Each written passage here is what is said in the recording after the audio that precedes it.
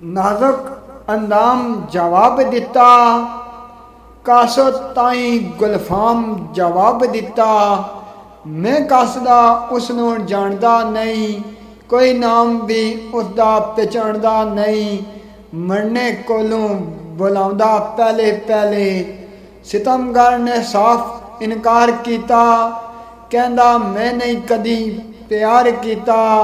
एवें शोर कोई खाना बर्बाद करदा, पिया गल्लां पुरानियां याद करदा।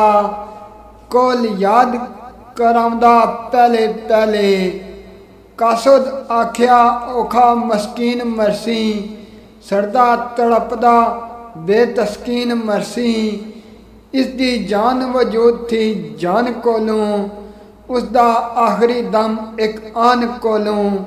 जेकर तू नहीं जांदा पहले पहले, किसे दा कसदा रंजो मलाल दसें। कौन है जिसदी तू गल दसें, मैनू नफरत ऐसे परेशान कोलों। कौन दुखिया सांस मकान कोलों, मैनू तकना चाहता पहले पहले, मैनू तकना चाहता पहले पहले।